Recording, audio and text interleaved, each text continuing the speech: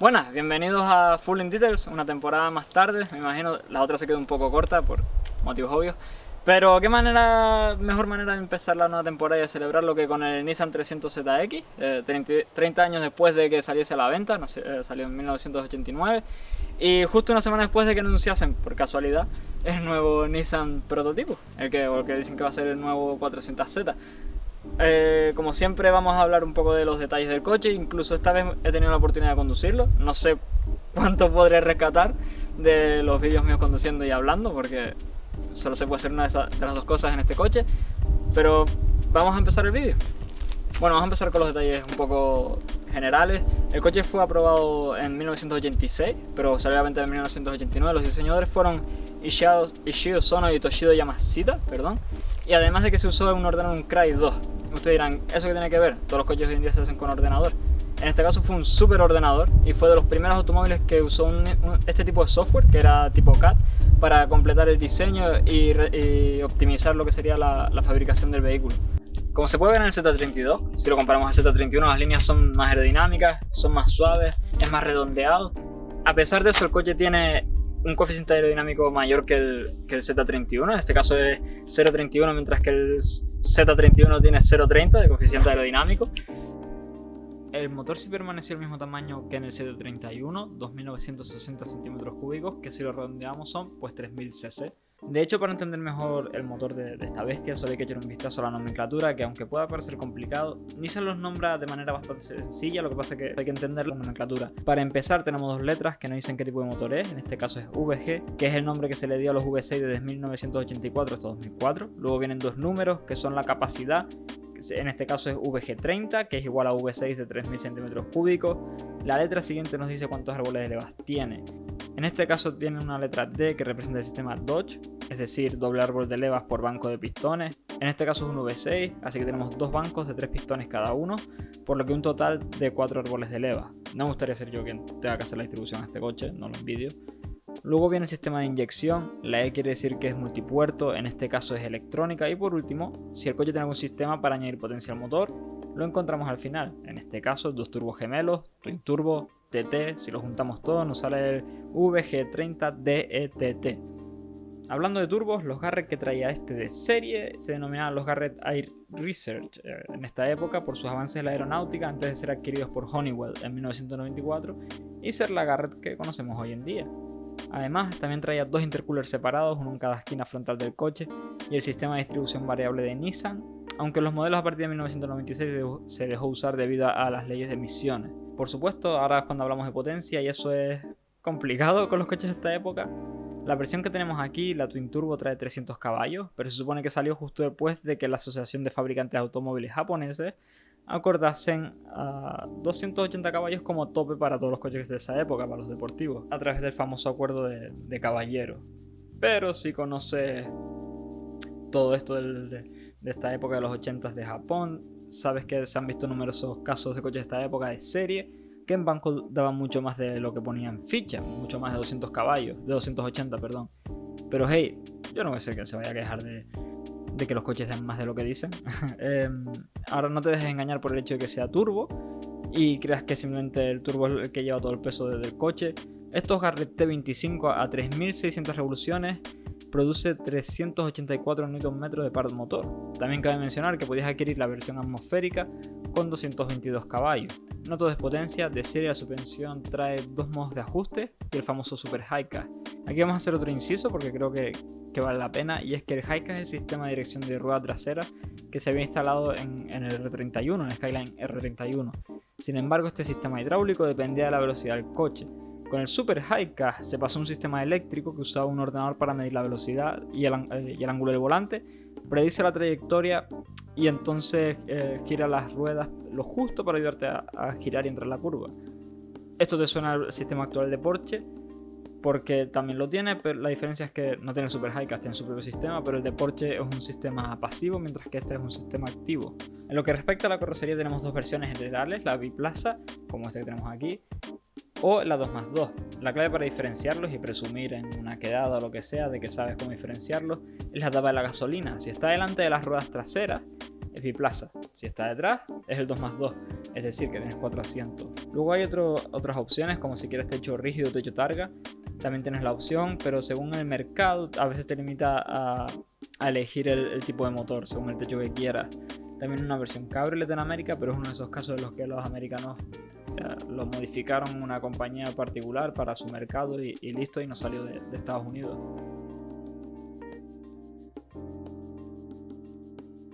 Esta es la versión que es completamente acabada en cuero, es la GLL, es decir, una de las superiores. Luego podemos observar alguno de la electrónica, que básicamente en esta época solo encontrabas en coches de lujo, supongo. Pero aquí la tienes, por ejemplo, con este botón tienes 2 modos de suspensión que te venía de serie en el coche, o sea, no tenías que elegirlo, simplemente venía de serie, los 2 modos, tenías Sport o Touring, me sumo para conducción más deportiva o más cómoda. Aquí en este hueco sería para si quieres, si cogiste la opción con asientos térmicos, con control de temperatura, perdón. Aquí controlas los espejos, obviamente. Aquí tienes el control del climatizador del coche, además de que también tienes todos los... Déjenme secar un poco para controlar los limpiaparabrisas y demás, pero aquí, toda esta zona, controlas el climatizador del coche. Lo pones a la temperatura que quieras. Recuerden que estamos hablando de 1989 Nissan. Esto no es Mercedes, esto no es Porsche, esto es Nissan. Y flipen. Aquí tenemos el control de crucero, que lo controlamos desde aquí y luego aquí lo ajustas. Y luego aquí tenemos las luces y el control para el cuadro. Así que eso es todo lo que hay que decir del interior del Nissan. Por supuesto puedes quitar el techo si quieres en la versión Targa. Ahora vamos a probarlo.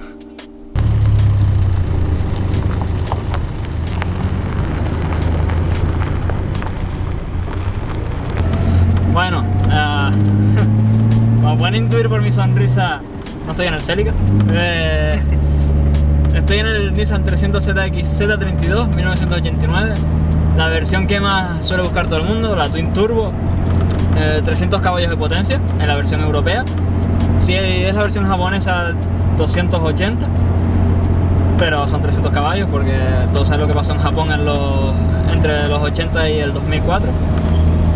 Nada, ¿qué decir del coche? A ver, voy a incluir un clip de antes de empezar a hablar, en el que le piso ligeramente y los turbos empiezan a cargar y ya yo estoy acojonado ya.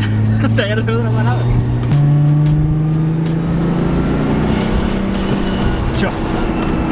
Eso es medio turbo, ¿no? ¿Cómo suena, loco? Mira, 3000. No lo nota. Esta es la manera más fácil de que te llegue una multa a casa. Esto es una burrada. Uy, bache, planchado. Un montón de ruido. Obviamente no hay techo, no hay nada. En un maravilloso día del norte de Tenerife. ¿Qué más se puede pedir, verdad? Notas que lo puedes llevar fácil, no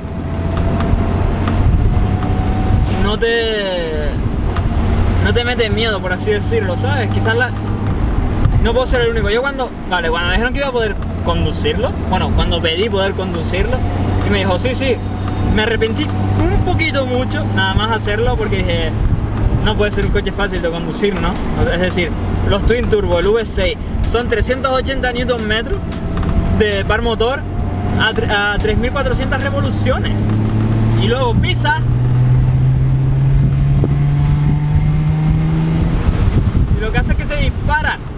Notas un poquito de lag. Y se dispara literalmente.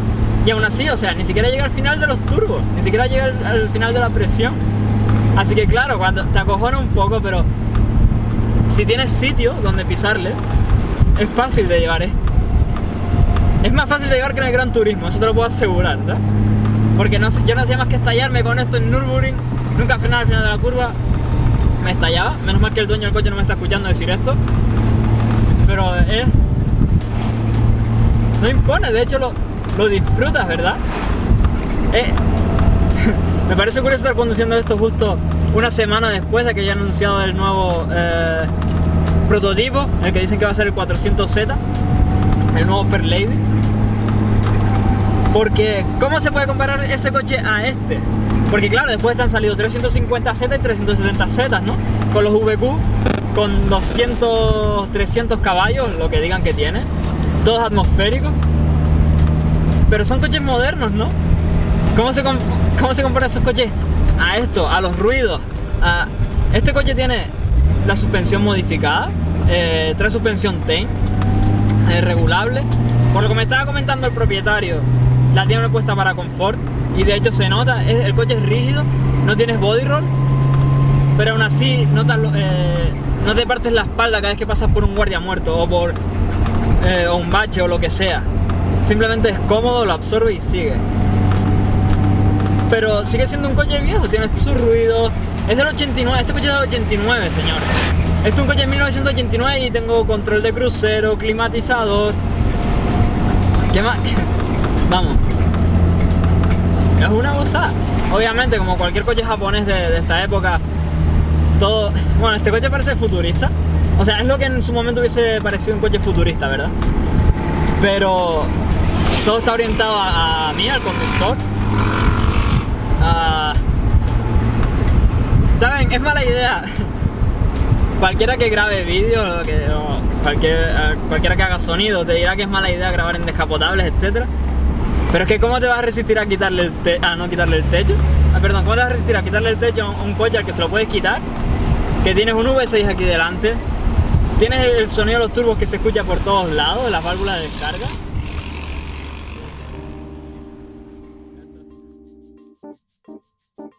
Bueno, espero que les haya gustado el vídeo. Para resumir un poco todas estas últimas tomas en las que estoy hablando dentro del coche, entiendo que a lo mejor no es muy cohesivo. Puedes decir que el coche es fácil de conducir, impone más, yo creo, cuando ves los caballos, es que es Twin Turbo, es V6, pero realmente la dirección es bastante intuitiva, no es dura, tienes bastante feedback del coche, los pedales no son increíblemente duros, de hecho el embrague y el acelerador y demás de mi Celica tiene menos respuesta y son mucho más duros que los pedales de este coche. ¿Qué más? Visibilidad, pues la de un coche deportivo. En realidad tiene bastante visibilidad, sobre todo porque por el tamaño y por la forma del coche se ve bastante bien. Y creo que eso es todo.